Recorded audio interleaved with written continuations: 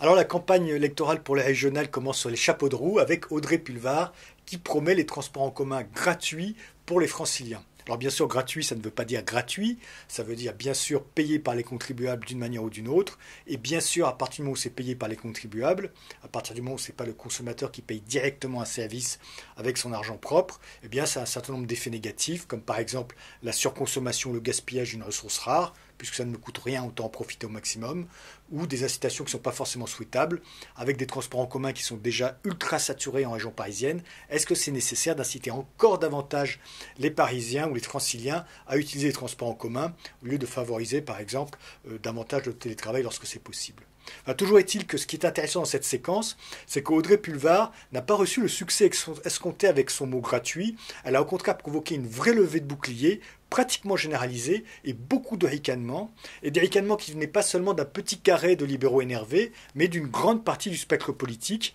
Il n'y a guère que les communistes qui se sont encore félicités de l'emploi du mot gratuit. Et c'est une très bonne nouvelle. Alors bien sûr, ça ne veut pas dire qu'il va y avoir un grand soir libéral après-demain, mais tout de même, dans le combat politique, le vocabulaire c'est important, et qu'une phrase aussi classique des campagnes électorales que votez pour moi, je vais vous filer des trucs gratuits provoque une hilarité aussi générale, c'est une très bonne nouvelle. Que tout le monde finalement fasse un petit peu du Milton Friedman, il n'existe pas quelque chose comme un repas gratuit, eh bien c'est une très bonne nouvelle pour les futures campagnes électorales.